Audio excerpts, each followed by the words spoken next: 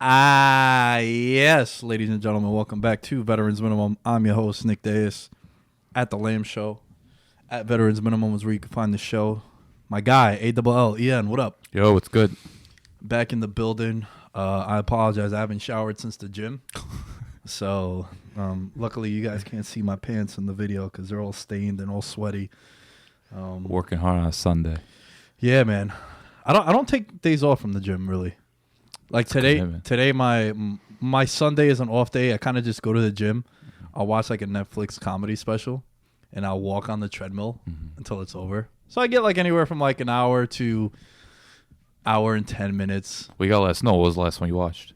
I just watched Whitney Cummings. Okay, last never was one. a big fan of her, but Actually, not bad. she's pretty funny, yo. Okay, Very She funny, had that actually. NBC show that was just, I don't know, it was pretty crazy. I mean, her and Crystalia. Yeah. Yeah. I watched that one, and I watched some of Tom Segura's old stuff, just there kind we of go. recycled through it. Tom Segura. But all right. Today we are going through 20 to 16 best quarterbacks of the 2000s. Started getting a little interesting here. This is the one I'm most excited about. I have 3 of my favorite quarterbacks growing up in this batch, so I'm super excited. There's maybe one dull one and then one that is very polarizing, so I'm really looking forward to this one. This is one where I was like putting my notes down. I was like, man, these are some big names, and just especially when it comes for, we're almost the same age, like growing up watching some of these quarterbacks play in some brutal conditions. I will say, looking at my notes and looking at my list right now, again, it's very important to remember that Alan and I do not know who's going where. And what was it? 2 names we had that Mark Bollinger at 25, Matt Hasselbeck at 23. Yeah. All right. Yeah, there are some old heads on here. But all right, let's get going. I'll start off. Number 20 on my list. Alex Smith. Okay. Did he crack your list? No way. No way. Okay. I'm not into game managers. All right, that's fine. Yeah. But if you're looking at the resume, he had a very interesting career because his career didn't really take off until later on in his career. Like, he didn't really become a guy that was viewed as not an elite quarterback, but a quarterback who was above average, who was borderline top 15-ish until he got Jim Harbaugh, Yeah. I should say. Again, he was the number 1 pick coming out, spent from 2005 to 2012, was the quarterback for the Niners, got hurt, got replaced by Colin Kaepernick. It wasn't until he went to Kansas City where I think he got with a guy who trusted him for the most part, got surrounded with some weapons, and we saw there was that one season prior to Patrick Mahomes coming in. So not the year that they drafted Pat Right. Mahomes. The year before. The year I before. remember they went like 5 or 6-0 to start the year, and at that infamous Patriots game, Week 1, he was just torched them. People were just like, "What happened?" I remember Tyreek Hill just roasted Stephon Gilmore.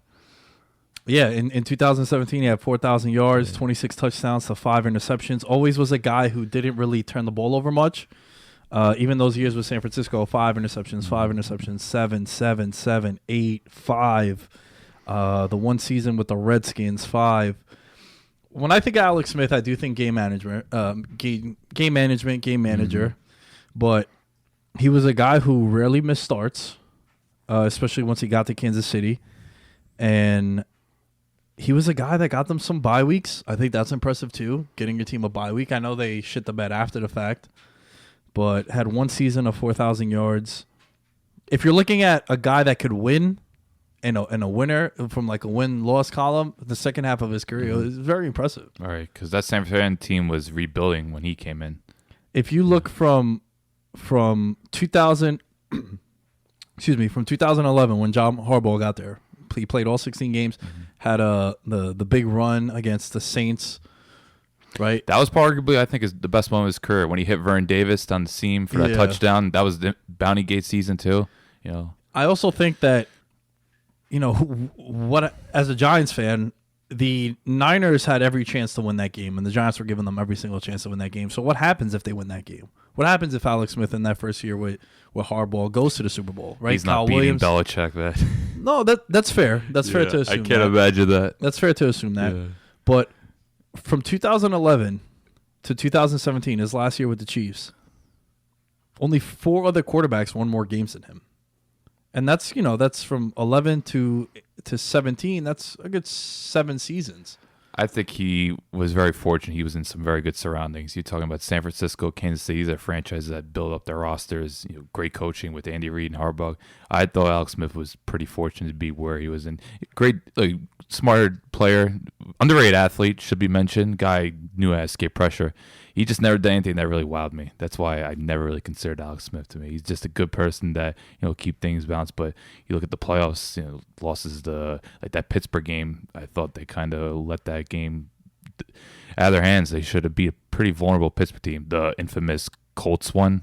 Where they blew, there's just times where Alex Smith, now everyone could say, okay, they were up 35 points, but still it's like second half, you didn't do much. It's just, there's certain instances where I want Alex Smith to deliver, probably a couple of Patriot playoff games in there. But is it, I'm looking at this stat line right now because I had a feeling this game will be mentioned, the AFC wildcard game. Threw 4 touchdowns, completing 30 of 46, 378 yards, no interceptions. Right? Probably a hell of a game, but they could say the same thing when you want to talk about comebacks. It's just look at Matt Ryan in the Super Bowl, for instance, had I think like a QB rating of 122. Pretty much played a perfect game, but it's just that those late drives they didn't really deliver when all they really needed was one more even field goal to pull through. So I'm not gonna put that solely on Alex Smith because as you know, Andy Reid and clock management never goes hand in hand. But he never did anything like wow man. That's why I never really gave much consideration. All right. Yeah. Who do you have at number 20? I have a Chiefs quarterback and one I think that's a lot better, Trent Green. Okay. 2-time Pro Bowler.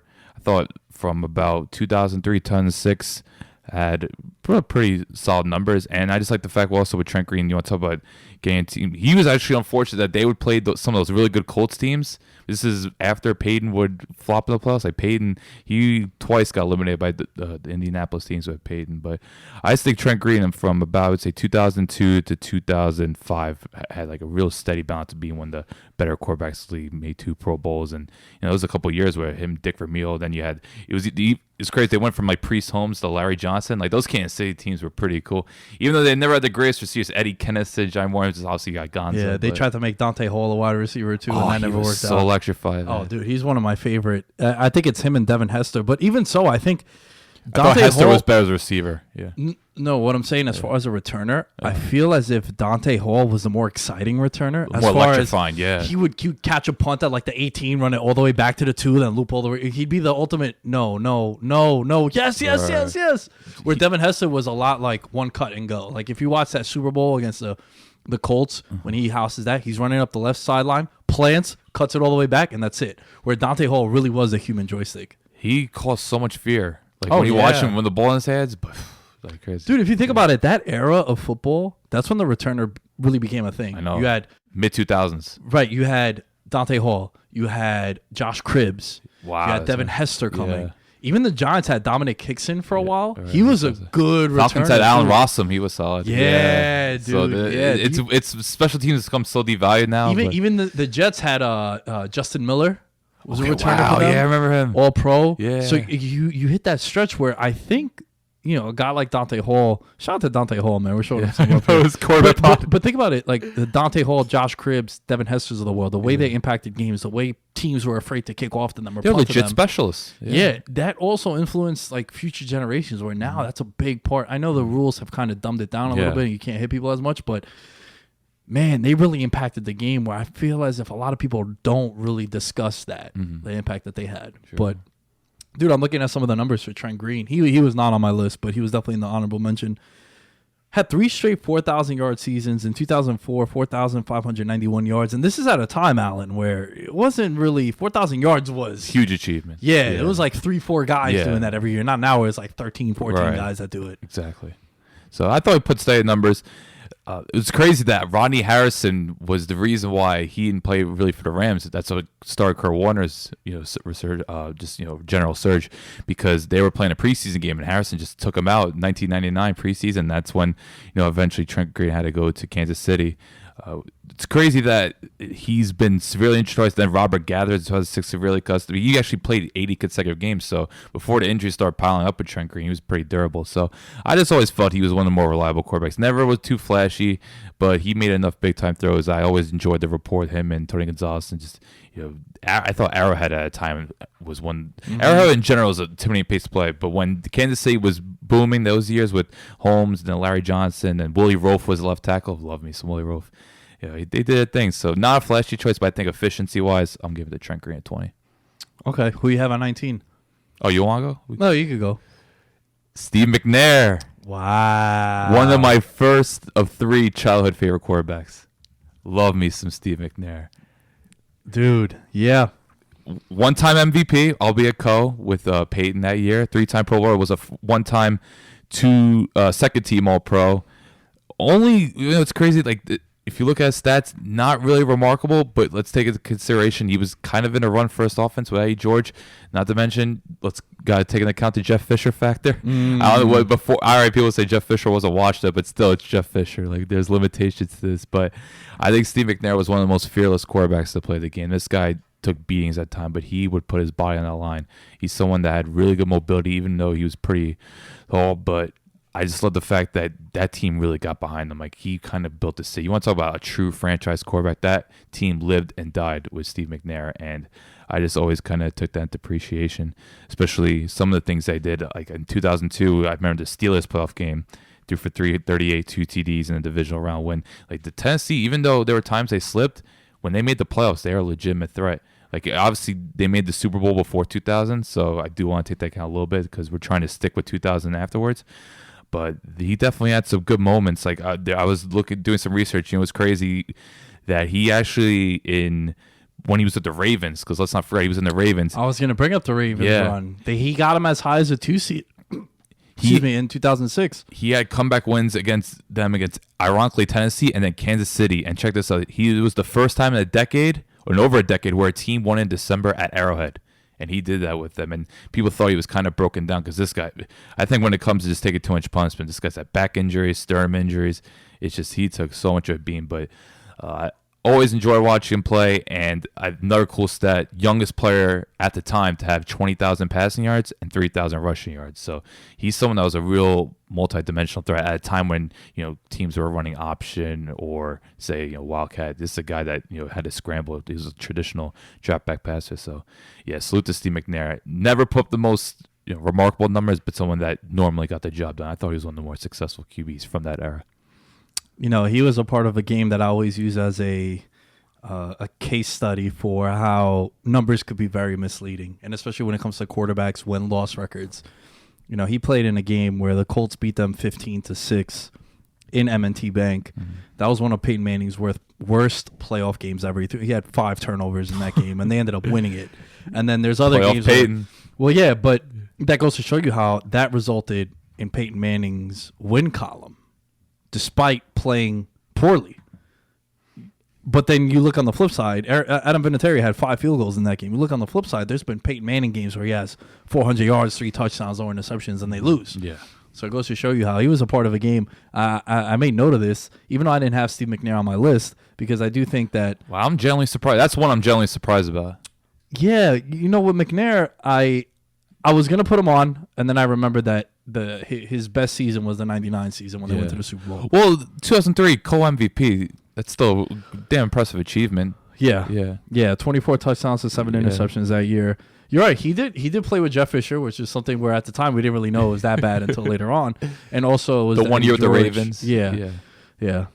That's true. I think he's definitely an iconic quarterback of this generation, like the 2000s. Because obviously, growing up with your experience playing QB, was he someone that you kind of not studied, but someone that you kind of enjoyed, just try to take his style a little bit into what you did? He was a very different quarterback because he was a guy who was mobile, but not in the sense of Mike Vick mobile. No, definitely not. He was not a burner. No, he was supposed to. But he was a guy who could make plays with his legs. Right. For me, he's one of the first guys that I remember making plays with his legs, as far as picking up the 3rd and 8 on his feet and throwing on the run. Because they kind of transitioned from Randall Cunningham to him, because Randall Cunningham was the last QB. I know, of course, with McNabb as well, but yeah, Steve McNair definitely had a pump there. Very, very solid guy. Like he made the playoffs 5 times. Very, very solid. For me, you're gonna like this one. Number 19, Michael Vick. Okay. Now, do you think I have him too low? Slightly. All right. But I think this is the kind of range I think Vic belongs. So, as far as impact on the game, he's probably top 3. Oh, yeah. What he did for football is easily top 3. And I might be selling him short. What he did, he's also become so relevant nowadays too, where Michael Vick has kind of had a resurgence, especially in media. Like I know he covers Where's Fox? Yeah, but also, how many times have you heard Mike Vick's name over the last couple of years with Kyler Murray, Russell Wilson, Lamar Jackson, these running quarterbacks? Interviewed Deshaun Watson. Yeah. Right. Wow, Deshaun Watson, one of my favorites. How he really became the first guy who you could put your best athlete at quarterback, but he could beat you through the air also. He wasn't lighting it up entirely through the air, but he didn't have Julio Jones and Roddy White the way Matt Ryan. He had Algie Crumpler. Yeah, and like Brian Finnerty. Finnerty. Yeah. So Mike Vick, 11-4 in 2004. Remember, that was the year he came back. From the broken leg. The broken from 03, leg. Yeah. In 03 on the Madden. Got signed. He was one of the first people to sign a $100 million contract. Right. I want to rule out his 2002 was really impressive. That's when he was the Falcons were the first team ever to win in Lambeau in the playoffs. Was that 02? 02, Vic outdueled Brett Favre. I'm sure you would know this more than me, so I'll defer to you on that one. But yeah, that's true. That was the first time that the Green Bay Packers ever lost at home in the playoffs. Yeah, people forget about the 2002 season, but because I think they only won like 9-6-1. I remember they tied the Steelers in like 34-34 wild game. But let's not forget that Vikings run, which you see everywhere. That was the season. Oh yeah, when those two guys crashed. Corey Chavis and someone else. I forgot what linebacker. As a proud Vikings fan, I should know this, but I forget. So 133 touchdown passes, 88 interceptions, 22,000 yards, 6,109 yards on the ground. That was the that season that you mentioned, probably not the win-loss. Win-loss, he was 11-4 with the Atlanta Falcons that year. Never really did it through the air much, right? Like they went 11-4, but they had 14 touchdowns to 12 interceptions were his numbers. Now, he gets suspended for the dog stuff. You can't write the history books without that because 07, 08, you're talking about peak years. It's 27 and 28 years old that he misses out. He was a backup in 09. What was the vibe in Atlanta? Do you remember? Oh, he was an icon there, so it was just all really devastating. People just had a tough time coming to terms because they thought he was going to come back eventually. They were like, oh, he'll do his time, and they can't totally turn his back on. But the thing is, he was like he owed money because he signed that big deal. Like the Falcons were like suing, they want like at least like $20 million back of the deal. So it was just hard to come to terms with that. And plus, you had the Bobby Petrino factor, who was an absolute nightmare to this day. You utter Bobby Petrino's words in Atlanta, people will give you the dirtiest look. He is probably the most hated man in Atlanta, just for what he did to the franchise. The way he pretty much, there was a Monday night game in New Orleans, like week 13, they lose.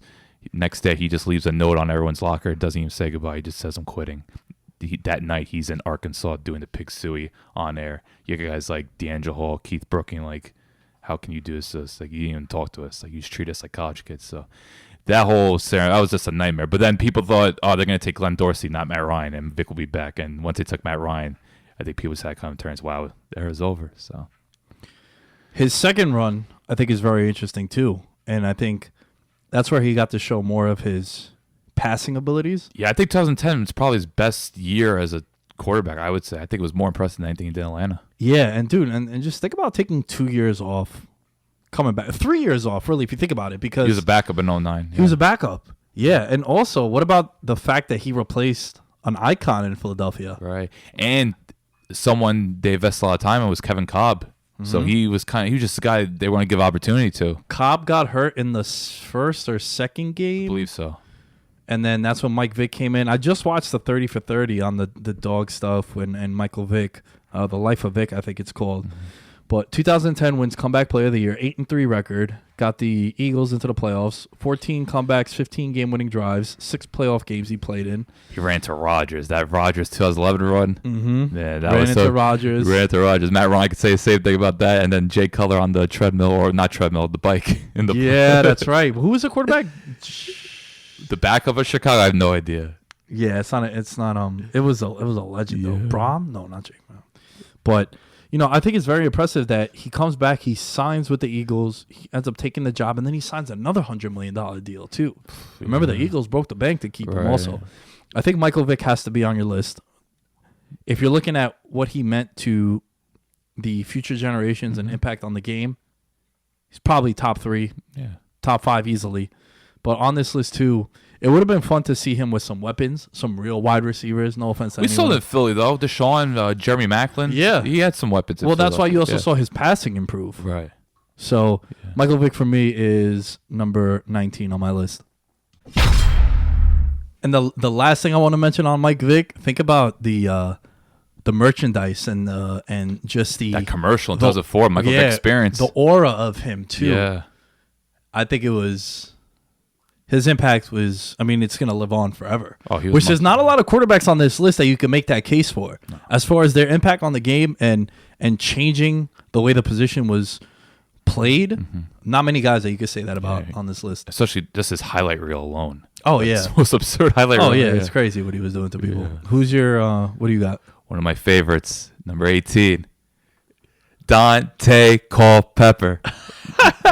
One of my true favorites. Love me some Dante Culpepper. One of the most bizarre careers. You want to talk about high variance? This is high variance to the max of 3-time Pro Bowl, 1-time first team All Pro, also made a second team All Pro. Really only had 3 good years, but those years were so great. To me, he has to make this list. Coming in 2000, I know everyone likes to make fun of the Giants game. Of course, it fell apart there, but 40 touchdowns that year, 33 passing, 7 rushing. Eventually, things Minnesota kind of declined a bit. He was one of the first players I realized the man curse is real. I remember 2002 he was on man curse, kind of went down. But 2004, eventually he came back, had a much better season, broke Dan Marino's record for most total yards at the time, QB, as a QB over 5,100.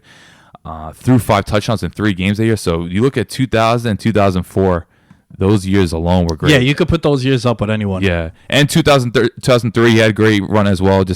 I don't know, he was just always very high variance because I remember 2002, led the league in interceptions. So it's a weird resume with Culpepper, but I just think his peak years, he was one of the best to do it. And I think, he had a strong case to win MVP at one point, especially in 2004, because he carried that Vikings team, because those Viking teams did not play defense. You want to bring up, because one of the things you have to bring up with Culpepper is that 2004 game in Lambeau. So Vic was the first QB to win in Lambeau, and then Culpepper did 2 years later. He threw 4 touchdowns. One of them, of course, the Randy Moss, the Moon, Joe Buck. That's a despicable display by Randy Moss. But he's one of my true favorites. I think even though kind of crashed at Minnesota, the Miami run was a complete disaster. Well, think about, you want to talk about football what ifs, sports what ifs. What if he didn't sign with the Dolphins and Drew Brees did? That's one of the biggest what ifs ever. Think about the impact that has on football from the NFC South, where your team, I'm sure, would have reaped a lot of those benefits, and not Drew Brees and Sean Payton being there. Think about what happens to the AFC East. Is Brady and Belichick, their run, as successful as it is if you have another Hall of Fame quarterback? I've just seen that matchup twice a season, every year. And then you can make the counter, where does Nick Saban end up staying? Yeah, because I totally forgot Nick Saban and Culpepper were together, and Saban benched him. They said because of his knee, but everyone said no. He said Culpepper's ego was just crazy. He just had enough of him. At one point, Miami fans were booing and wanted Joey Harrington in the game. That's how bad Culpepper got at one point, which just broke my heart. Fun fact, Joey Harrington jersey on the lines, the number 3, was in the old VM studio as a legendary jersey. But also think about the impact that has on college football. Let's say Brees and Saban go to Miami. They have a run. They're there for a decade plus, like how Sean Payton was. What happens to Bama? Are they a juggernaut like they are? What happens to those? Dude, it's such a crazy what if. I like doing the what ifs. A lot in the NBA. Like I always talk about Klay Thompson's game 6 against the Thunder. Yeah. Got hit 11 threes. Literally ended the Thunder dynasty. What happens with... So look, Culpepper is not on my list. Man, He is a guy who, like, look, I understand that the 2 seasons that he had, you could literally put that up against any Hall of Fame resume.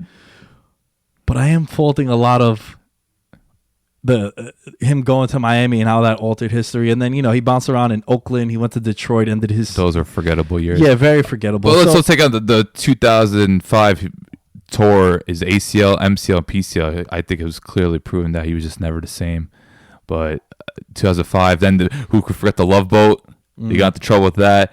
I'll never forget also, to start the 05 season, he threw like 6 picks and no touchdowns, and Minnesota was trying to get Troy Williamson, because remember, Moss got out, so Culpepper was still there. They were envisioning Troy Williamson to replace Randy Moss, which that did not go to plan, let's just say.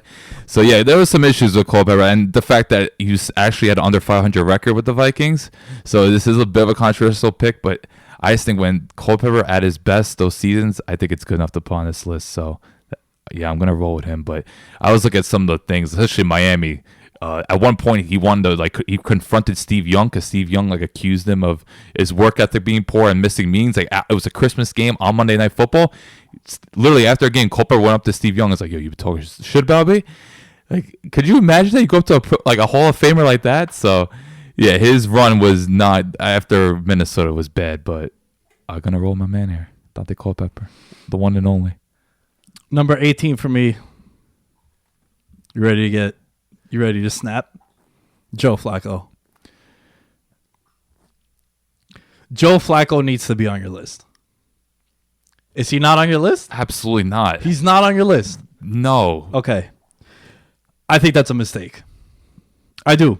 Because when you think of Joe Flacco, what I think of Joe Flacco, another game manager. I think playoffs. 2008, 2009, 2010, 2011, 2012 wins the Super Bowl. It's playoffs every year. And a tough division, too. Remember, the Bengals were a lot better than they are now. The Steelers were a lot better than they are now. Or the Steelers are okay, but playing in a conference where if you look at the conference quarterbacks from 2001, in the 2000s, you look at the AFC quarterbacks, it's really 3 names that you're going to constantly see. It's Ben, it's Peyton, it's Brady. Yeah. And then Joe Flacco was in there. And this was a guy who, man, you want to talk about no emotion. You want to talk about a guy who could go into any building and can win. I think it's Joe Flacco. Okay. Super Bowl MVP. The 2012 run that he had, 1,100 yards, 11 touchdowns, no interceptions, 4 for 4, played 4 games. Remember, they were a wild card team that year. Look, he never did it for me as far as a passer. I did make fun of him a lot of times on VM where he played the pass interference offense, where there was a lot of times he would drop back and throw like a Hail Mary Him and Torrey Smith were to kings Torrey of that, Smith yeah. and to like Jacoby Jones yeah. and guys of that nature. And he did have some very good pros around him, like Steve Smith had a bounce back with him, Anquan Bolden, Derek Mason, Dennis Pitta. You remember Dennis Pitta? I was a big Dennis Pitta fan. And he was able to... Did he have a great defense behind them? Yeah, absolutely.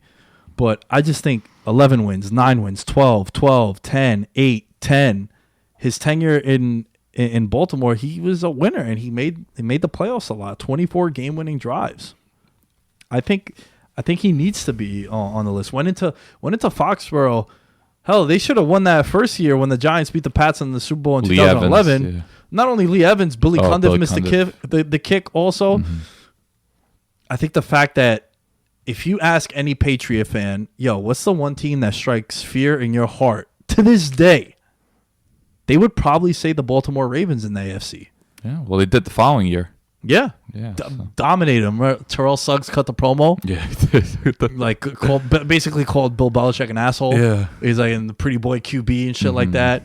So, man, look, he never 3,600 yards is roughly his average, his season average, and never really lit it up. You know, there was one year in 2010, 25 touchdowns, 10 interceptions, but a lot of 20 and 12s, a lot of 19 and 22 interceptions. He's just mediocre to me. That mediocre Flacco. I thought Raheem Moore made his career. Raheem Moore doesn't botch that.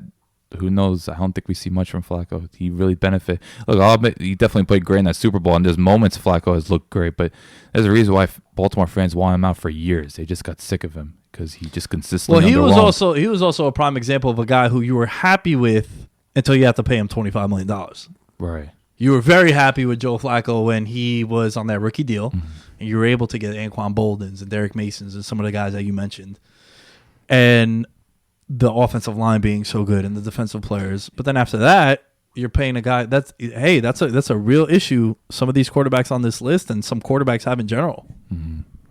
And I just thought he always made a lot of mistakes. He gets very panicky in the pocket. Just I never saw him someone as elevating players. He's not someone like a Steve McNair or Culpepper, guys that put together elite seasons. Okay, maybe they didn't have quite the consistency, but also these were players that weren't in the greatest surroundings. Like I thought, you don't talk about one of the best franchises to play for. I think top 5 Ravens had to be on that list. Like so, From top to bottom, and the fan base as well, home field advantage being superior. I would agree with you on that. I just thought he kind of crashed at Baltimore. People wanted him going for a long time, and yeah, just someone I never considered and probably never will. I'm not buying into this one bit. All right, that's fair. That's very fair. That's very fair. Your list is your list. Yeah. My list is my list. Go on. What you got next? 17, Mike Vick. Okay. Yeah, I was debating McNair, Culpepper, Vick. It was hard to but I'm like, I think Vick had the most impressive body of work, so I ended up going with Vick here. Especially that 2002 season was so exciting. Like, remember watching that back because that team, they were just moving on finally from Chris Chandler after years because they were in the Super Bowl and then they didn't know really where they're going. But it's like, okay, because in 2001 they were like rotating Chandler and Vick. So he actually, his rookie year, he played like 8 games but only started like 2 of them. It was weird. But then eventually he came out the scene. In 2004, one of the craziest things, this was against Denver on Halloween. First quarterback ever to throw for 250 yards and run for over 100. Like that 2004 season, they ended up beating the Rams in the playoffs. And I lost the Eagles in the NFC Championship. But that was when Vic Dunn Duckett was created, DVD. And you wish he did more with it because eventually 2005, 2006, they really underachieved. With Jim Moore Jr. proved not to be a very good coach, and Vic's work ethic was in question. So, and then obviously the whole dogfight scenario. But I thought his comeback with the Eagles was crazy. You know what? I totally forgot. Remember that playoff game? This was McNabb's last playoff game in Philly against the Cowboys. This was, I think, Jason Garrett's first playoff win. Vic threw like the only touchdown when the game was competitive. He threw like a bomb to Jeremy Maclin. They put him on one play. Just throws a bomb to Jeremy Maclin, 76 yards. And that was like the only meaningful touchdown game. Dallas just smacked up Philly. McNabb went to Washington afterwards. So that was the year that they played each other week 17, and then they played each other in the first round of the playoffs too. Wow, okay. Interesting. MC's knowledge right there. But it's one thing we didn't talk about Vic before. That Monday night game against Washington. Okay, so listen, I'm going to cut you off because I had that in my notes, and I had a feeling that we were going to get to Mike Vick. Obviously, we're going to have him on your list. Man, you want to talk about coming out the gates, guns blazing, dude. I remember, quick story. I'm up in Buffalo at the time. Snow came down. And this is like, what, mid-November? Right, yeah. Right, week 10, you said? Yeah. It was week 10? Monday night. There's snow down. And FedEx Field. I had no morning class Tuesday morning. I didn't have class till like 12:30, so it was dope. I was like, yo, nice. I can always stay up to watch Monday Night Football, come back or watching the game. And, man, if you can put together the ultimate fantasy highlight reel of one game for a quarterback, that would be that. 4 touchdowns through the air, 2 on the ground, I think it was. No, 6 total touchdowns. Yeah, well, 4 passing, 2 rushing. Yeah, that's what I mean. 4 through the air, and then there was 2 on the ground. That bomb to Sean Jackson, 8-8. First play. And remember, that was McNabb versus Vic, wasn't it? Yeah. Boy, McNabb got served that one. But yeah, that was like one of those, because Vic had these games where it was in Atlanta or Philly, you just watch and it's like, this guy cannot be stopped. Like, he's going to put up he's going to do whatever he wants. He's going to put up absurd numbers. You just better get used to it. Pro Football Hall of Fame asked for his game to be displayed after he became the first player in NFL history to this day to pass for 3 touchdowns and rush for 2 in the first half of a game. It was like 44-0 at one point. Dude. It was, I think they scored on every single possession, like a touchdown. It was just something ridiculous. It's unfortunate they couldn't do it because you. Oh my God! Oh, go on. You're going nuts right now. He was a part of the collapse. I was gonna mention that next. Oh, fuck you. 21-0. Deshaun Jackson eventually gets it, but I'm shocked though they didn't do more with it because eventually the Dream Team came about. That totally flopped. He scored 3 touchdowns in like 3 minutes and 12 seconds. That was the Tom. That was like one of the first times. Man, Tom I remember Coughlin's being was at Josh's crib. Our buddy Josh, shout out to Josh. He's a big Redskins fan. I remember being at his house, and I said to him, "Yo, I'm gonna dip out," because at the time I was living at my grandma's crib because before we bought the house that we're in right now, they had to do some modeling and construction and the closing and all that shit. I leave Josh's crib. I'm like, "Yo, I'm gonna dip out now. The Giants got this game in the bag. Let me get home before traffic hits." I get home, I see the Mike Vick has the ball going in for the last touchdown to tie it. Then I'm watching. I'm like, yo, what the hell is gonna happen here? And then of course the punt, Matt Dodge, bedtime, sleepy sleep. So yeah, that was one of the great moments. There were times in games, just Vic. I think only had like 15 game-winning drives altogether, but it's just something. Didn't it feel like it was more? Yeah, but he was on some really good teams. That's the thing. Like the Atlanta team made some NFC Championship in 2004. Then the Eagles team was really good in 2010. And he had just had a weird career. Like I totally forgot he played for the Jets. I remember him playing for the Steelers. He had a couple of spot duties, but like, he was on like a Rex Ryan Jets team. Like that must have been the worst thing to watch. Like just see Michael Vick in New York. So kind of like Culpepper in a way. Just a weird ending to his career. A guy that you remember him only playing for, well, in Vick's case, 2 teams. Culpepper 1, but overall, I think Vic had a really historical career. Someone like you said, it's an icon. It's just it's just sad that his prime got taken away just because of his own downfall. And just I know he lied to a lot of people. Like Arthur, he lied straight to Arthur Blank's face. That's why he really couldn't come back. You break that trust, even though he's on great terms with Atlanta now. And I think what if it would have been interesting to see, because Roddy White came into his own in 2007. What that would have been like? Who knows what would happen to Matt Ryan, as well. So that's a couple of what ifs. And but overall, Vic, still, you got to salute for what he did to the game, and just someone that kind of made the impossible look possible. Like he really, we're not talking about a jaw-dropping player every Sunday, especially when growing up, like those early Atlanta years. Because we even mentioned the whole Madden factor. Like he is so legendary. Like the Michael Vick 2004 Madden is like the greatest video game character ever. Oh yeah, dude. My buddy Dominic used to play with the Falcons, and you guys had work done. And he would run 3 plays. It was HB dive, it was play action streaks, or curl flats. That's all he would run. And you couldn't stop it because he would run. Also, he was one of the main reasons why they started doing the QB vision in Madden years to come, because his shit was kind of small, but it was like, all right, are you going to be willing to not be that great passing the ball in the video game, but you would just dominate everyone with running? Just someone. My number 17, Carson Palmer. Ah, okay. Is he on your list? Yeah, absolutely. How can Carson Palmer, very underrated career. Someone super underappreciated. Yes, that's exactly what I put in my notes for him. I'm a big Carson Palmer guy. Think about what happens if he doesn't get hurt that year. Against Pittsburgh. Kimo Van Offlin. Yeah. Blows out his knee. He was playing at an MVP level that year. Changed the rule when you think about hitting quarterbacks low. That kind of made the NFL officiating crew take note of that. I think that's when we really saw more penalties with the rule, in terms of leaning below the ankle or below, I think, the knee. I think it was, below ankle makes absolutely no sense. Below the knee, if you get hit in that area and they put weight on, you're gonna get called now 15 yards. I think Carson Palmer, after seeing that injury, they had to address it. He won the Heisman. I know we're not talking much about college stuff. Came out from USC. I believe he won a national championship, but think about, he goes to Cincinnati, who at the time were kind of lost in the shuffle. They had John Kitna was there, and were they just coming out? Because remember, they were 1-15. They were kind of known as the NFL's version of the Blazers. Guys getting arrested every 3 weeks. Yeah, a lot of issues over in Cincinnati. But then, the first year, like you said, that he kind of took off was that year in 2005. He wasn't an all-pro, but I feel like he should have been. 2005, 32 touchdowns, 12 interceptions, 3,836 yards. You go to that playoff game they're hosting, and in that game, he gets hit low, like we mentioned. Chad Johnson was super outspoken to this day, just saying how I would have had a Super Bowl if it wasn't for that injury. I'm pretty sure he threw a touchdown on that. Yeah. Carson Palmer threw a 66-yard pass. Chris Henry. Rest in peace. Longest completion in Bengals playoff history. Yeah. After the pass was the Leafs. Von Olfheimen.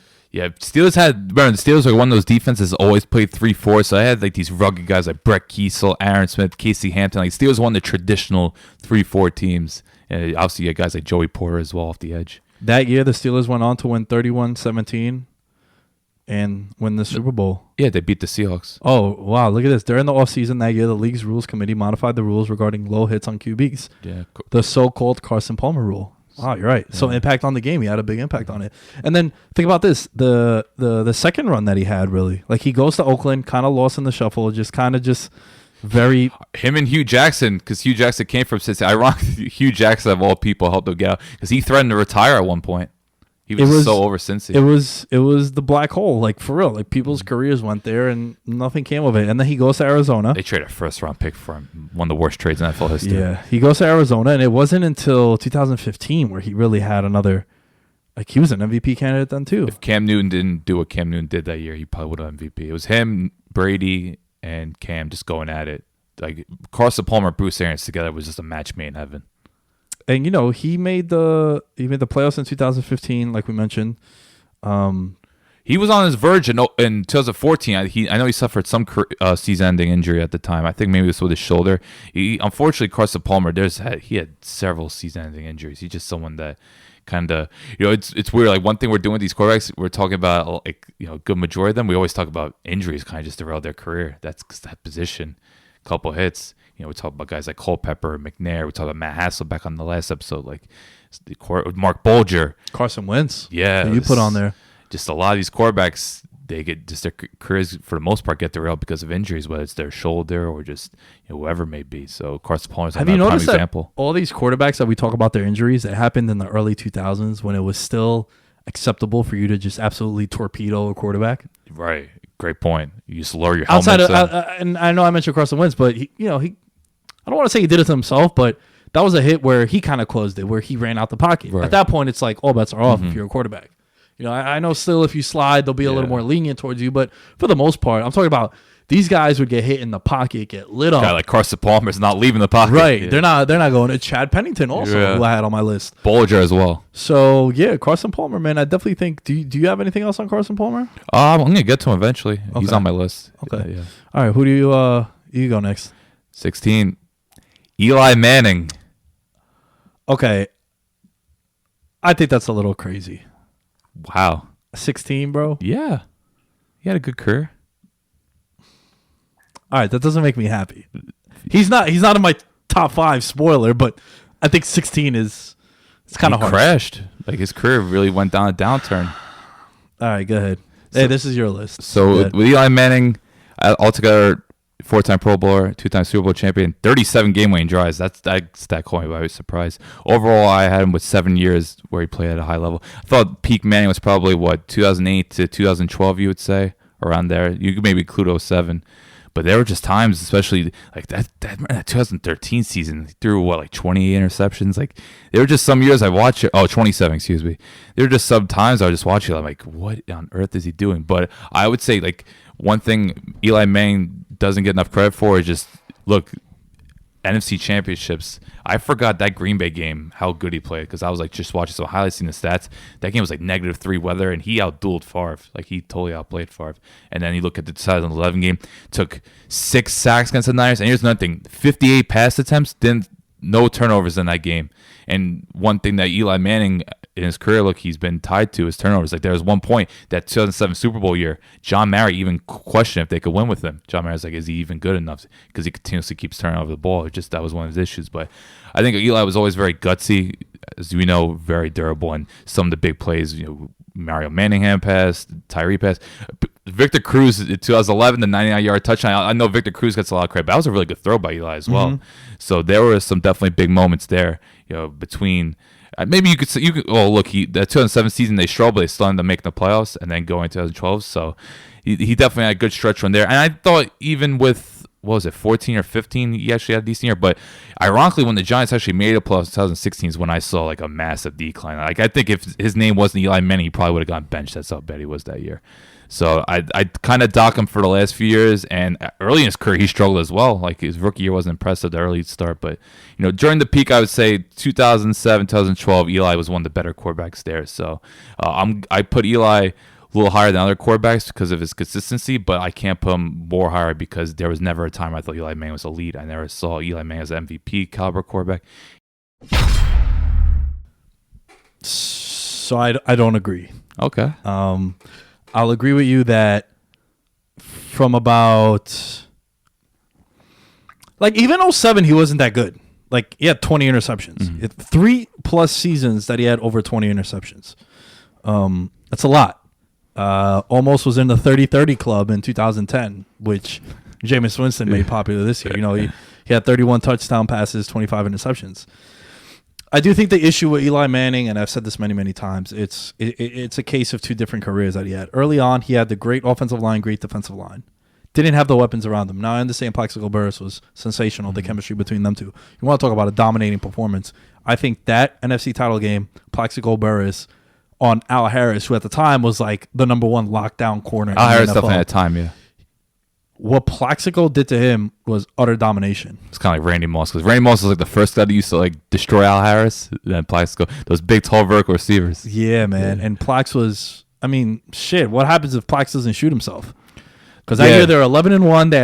They beat the Cardinals. They beat the Steelers. They were one seed. I was overly confident. I know my teams haven't won many championships, but I was like, yo, they're gonna go to the Super Bowl again. Right. They were dope. They had Jacobs and Bradshaw. Steve Smith was balling out. The defensive line was, sure, they lose Strahan, but it's like, you know, it's like a Tuck and Umenyiora. Them two alone were able to cause. Corey Webster was playing at a really high level. Very underrated. Corey Webster was super underrated, man. The issue with Corey Webster is kind of like Eli, career crashed badly. Like, he became a super liability to points. Like, dude, bench this man. Stop it. Yeah. I think Eli Manning deserves to be higher up on the list because if you think about the history of the game, you can't write it without Eli Manning as far as like his playoff runs. I know the big knock on him is he's only won playoff games in 2 seasons. Essentially, yeah.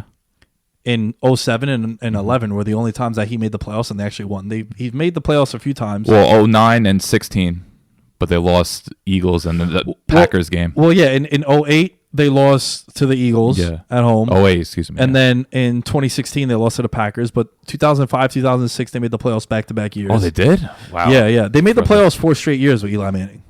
Wow, who they lose to? They lost to Philly. Okay. I think. I don't remember those years at all. Twice. I remember David Akers hit like a monster field goal. Okay. And I don't remember who else they lost to. But those teams had... In 2007. Another thing also you want to keep in mind with Eli, like his completion percentage was always very middling. Like he would be barely over 60% or under 60%. Yeah, he was never a guy that like, you know, these things matter. Right. I feel you. And he was a turnover machine. Yeah. And he was frustrating to watch. But, you know, one thing that I don't know if you've mentioned it yet, 37 game winning drives, dude. Yeah, I did. That's one of the first things I said. That blew me away. That 2011 season, he had like 9 comebacks. Also, another. Well, they went 9-7 that year. I don't know. Well, it was definitely like 7 or 8 comebacks that he had. Also, another thing, there's a guy who didn't mind going into hostile territory. Oh, he embraced it. They beat the Cowboys as a 1 seed. Remember that was a Jessica Simpson, Tony Romo fiasco. Right. That's when Jerry Jones had put the 2 tickets to the NFC title game in every Cowboys player's locker. And then going into Lambeau, tough place to play under those conditions. Then going into San Fran that year, going into Green Bay that year when they were 15-1. You know, these are teams they beat your Falcons also. It was funny, we were both at that game. I know, but Eli didn't have to do much. He just threw a slant to Akeem Nicks and the defense took that game. So that's another thing where Eli Manning, in the beginning of his career, had the great offensive line, great defensive line, didn't really have the weapons around him. Second half of his career, where you saw some of his numbers to get better, 35 touchdowns, 30 touchdown passes. McAdoo actually had some decent years when McAdoo was offensive coordinator. But then he had Odell Beckham Jr., he had Victor Cruz, he had Hakeem Nicks. People forget, Hakeem Nicks was a beast, bro. Yeah, I know when you get to mention, but that Hail Mary in the divisional round against Green Bay. Oh, yeah. One of the craziest moments. Yeah. Eli Manning was the ultimate no, yes that Hail Mary, especially do it in Lambeau against Aaron Rodgers, who's the king of Hail Marys. So. And also, we talked about on all these quarterbacks up until now, you said one thing very, very important, which I think has to be said in the resume of Eli Manning, how all these other quarterbacks, season-ending injuries. constantly coming back from injuries. Man, one thing you can't knock the guy for is toughness and durability. And I think that's a big part of your greatness. Look, LeBron James, you can say all you want about him. That guy's there in the playoffs. And he's been shorthanded many, many times. No Kyrie, no Kevin Love, no Kyrie. And with Eli Manning, man, in 2007, they said he tore his rotator cuff or had like a very, very bad injury in his shoulder. He played the next game. There was times where he had a bumped ankle and he just showed up for work. And I think that stuff matters. Could be a homer, I get it, but no, he's resilient. It's just I think the knock on Eli will always be he was just never that top tier. He was never played exceptionally well. There was times of sustained, very good play, but it's just I never really recall the year where it's like, wow, Eli Manning kind of was like a top 3 QB. Eli Manning was an MVP candidate. Just none that ever really came to my mind. So I rate quarterbacks on like super high level play and just never quite did. But you have to give consistency credit. That's why. Look, I know some people that have Eli Manning probably much lower. There are people that think Eli Manning's mediocre at best. People just don't care for his work. But I think people forget about the late 2000s. How consistent he was. I think that's dumb saying you don't care about his work. Well, a lot of those people view the Super Bowl wins off that pass rush and a couple of freak plays. And which is crazy because that Manningham throw is one of the best throws you ever see. Like, the ball placement on that was ridiculous. It's just I didn't look recency bias. Come on, that also doesn't help. Look, I get it. I get you could get lucky winning one time, but when you win twice, I think that closes the door on things. Yeah. So the first go round, the defense definitely helped. But the second go round, I think that a lot of it is Eli Manning. 9 touchdowns, 1 interceptions in the playoff. I think that's big. And beat Belichick twice in the Super Bowl. Yeah, take it. I'm taking it. Take it. Sure. Yeah, take it. But so Eli number 64. I knew it was going to be a bit of a controversial pick, but hey, that's my choice. For me, I'm going Matthew Stafford. Okay. Damn, Stafford or Vic. That's one thing I can't get behind. Well, there's a lot of things I can't get behind with your list, but that's one. I think Matthew Stafford is a guy who, I don't want to spend too much time on him because you did mention him, right? Yeah, 22. When I think of Matthew Stafford, I think of pretty shitty hand he was dealt. I do think he's a guy who right now he's 32 years old. I would love to see him change the scenery. I still think he has something left in the tank. Probably has one of the best arm talents I've ever seen. Like, you're talking about an absolute gun for an arm. There's like 2-3 times a year he plays like the best quarterback you ever seen. Like, he's just on the money. He's just locked in. I'm glad you said that because there's times where I watch him and I'm like, man, he's a machine. Like, he's the best quarterback I think I've ever seen. But then there's other times where you're like, oh my God. Throwing a triple coverage. I think the biggest issue with him, and we touched on it with you, was a lot of times he had to throw with no run game, and he was still putting up big numbers. Man, 2011, 41 touchdown passes. Dude, you throw 40 touchdowns. That's an impressive accomplishment, man. For a guy who had to throw the ball 663 times. No running game to speak of. With no running game to speak of. You're running play action, and no one cares. Even when they had Reggie Bush, it was like, okay. They never got the best at Reggie Bush. I was so excited because seeing Reggie Bush and Calvin Johnson in the same offense, they could have done so much more with that. So, yeah, I know I don't want to spend too much time on Matthew Stafford. There's one thing I want to bring up again. A lot of coaching turnover. And, both of these guys on my list, Eli Manning and him, 34 game-winning drives. And you want to talk about, unlike Michael Vick, he didn't really play with many leads. And Stafford was a guy who, as a bettor, I hated having a ticket against him when he had the ball with a couple minutes left. It's like, damn, this guy's going to backdoor cover me, or he might, just win outright. Crazy comebacks. Like we talked about the Dallas game. There's a Minnesota game. It's just facing like 20-point deficits. He would come back and just that 2011 season was really good stuff. But I thought even from like I forget what it was like. Most recently, I think even like 2016, where they actually made the playoffs, like Stafford would deliver. It's just he never had an exceptional defense, never a running game. That was like those are 2 key foundations for a lot of teams, and he just never once had it. Think about when does the Lions have a top 10 defense? Never. Running game, we already spoke about that. It's just okay. He played with arguably one of the greatest to ever do it, Calvin Johnson, but that's really about it. He has some exciting deep threats, some good possession receivers. It's like of Marvin Jones, Golden Tate. So he definitely did a lot more. It just there's times with Stafford, I thought decision making was just not there. It's like, what do you think? You don't cut him some slack for being a Detroit Lion? Well, Or do The you first think, few years, but eventually when you're playing your 6th, 7th year, you got to evolve. He never really did. He just kept making the same mistakes. At some point, just like you need to kind of cut it out. That's why it's like, okay, I can understand the first few years you have all this pressure on you, and maybe it was like boiling, but it's just at some point I see him still throwing the triple coverage, overthrowing his receiver. It's just, and then some of the playoff games I thought he kind of, well, they got screwed against Dallas infamously, but even there was times against like Seattle. I remember that playoff game in 2016. That Seattle team was pretty average and they just didn't do much. So I just think at times if a guy, if he's truly elite, he could just, obviously deliver, and he never quite did that. But he still had a really steady career, and I do agree. I do think a change of scenery, maybe go and play for the Chargers or somewhere would be good for him.